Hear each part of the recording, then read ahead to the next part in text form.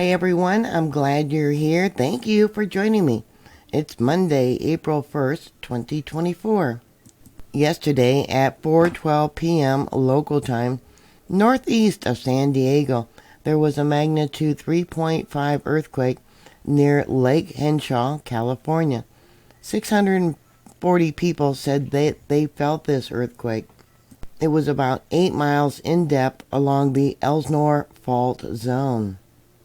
For those of you who like to have more information, I have a map here from USGS. It's a quarterly fault map and shows all the earthquake faults for different locations. I'll give you a link to it down below in the more information box. This is the area of the earthquake. Down here is San Diego. Here's the fault map. Here we got Los Angeles, intensity level 3. Down there by San Diego, the border, intensity level 3. Close to Warner Springs, intensity level 4.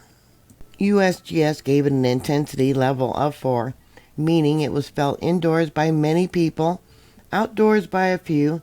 At night, some may have been woken up. Dishes, windows, doors were rattling. Automobiles rocked noticeably. Did you feel this earthquake? Quite a few people sent in reports to EMSC. Thank you very much. I enjoy that you do that because then it tells us what you experienced. In Puma Valley, they said it shook for 2 to 3 seconds. Another one thought it was their dog. Another one said they were sitting on their couch and it was shaking. Julian heard it, so there was a rumble before they felt it. Another one said they heard it before they felt it. Escondido, shaking for a couple of seconds. In Fallbrooks, it said it shook the windows at the south end of the house and then quickly moved to the north end of the house and shook those windows. Interesting.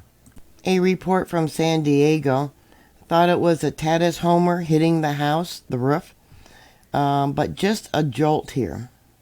Alpine said it was a short rumble. San T said it sounded like a jet taking off. Now this is interesting from Palm Springs.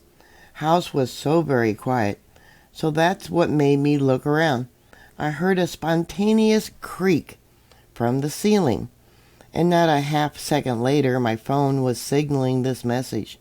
Coincidence? Nothing moved, just the odd creak. Torrance said they didn't feel the P wave in their location.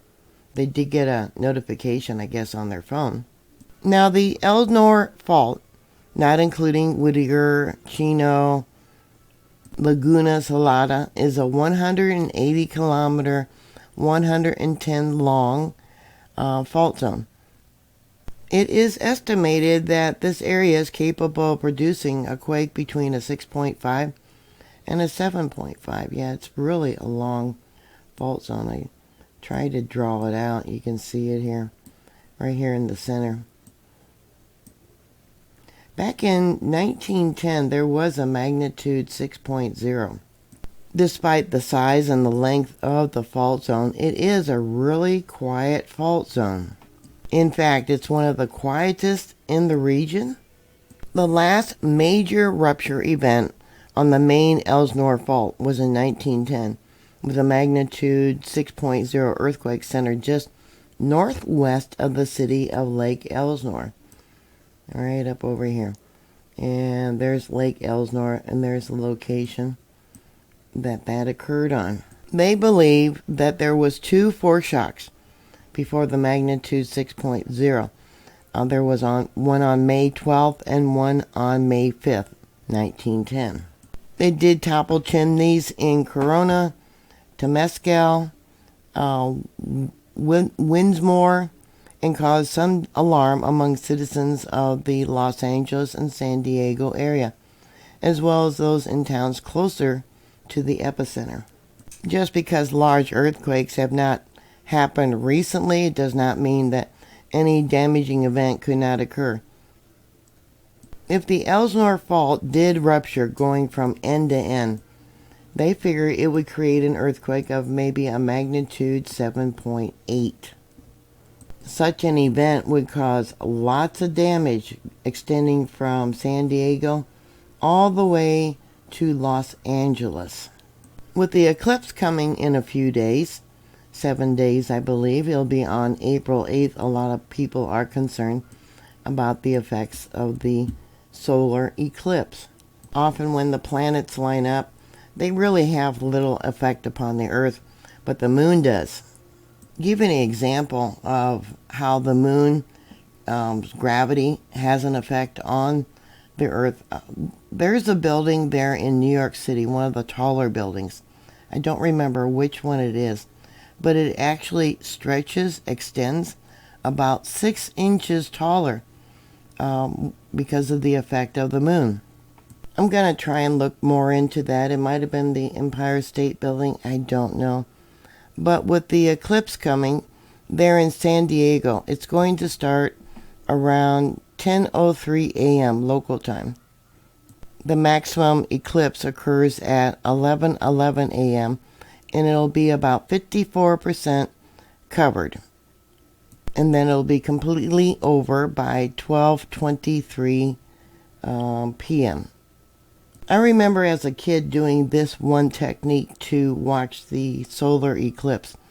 You take a piece of paper, poke a hole into an index card, and let the sun shine through it onto the sheet of paper held up, where you can see in the direction of the sun, and you'll be able to see the crescent image of the sun on the paper.